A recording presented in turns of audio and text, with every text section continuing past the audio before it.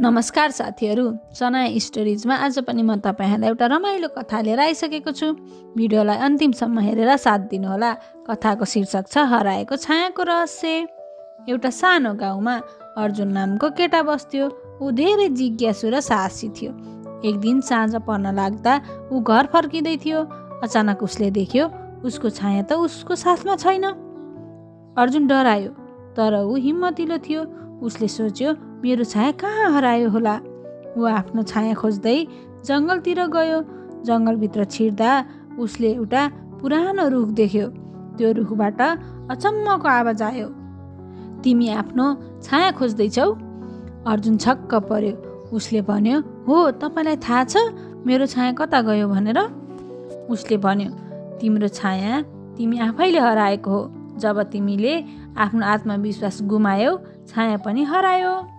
अर्जुनले केही समय सोच्यो। उसले सम्झियो आज ऊ साथीहरूसँग डराएर केही नयाँ गर्न हिचकिचाएको थियो। उसले आँखा बन्द गर्यो र मनमा नै भन्यो, म गर्न सक्छु, म डराउँदिन। त्यत्तिकैमा उसको छाया फेरि उसको खुट्टा मुनि देखा पर्यो। अर्जुन खुसी हुँदै घर फर्कियो। उसले सिक्यो, आत्मविश्वास भए सबै कुरा सम्भव छ। यदि तपाईलाई यो कथा राम्रो लाग्यो भने लाइक, शेयर र सब्स्क्राइब गर्न नभुल्नुहोला। धन्यवाद।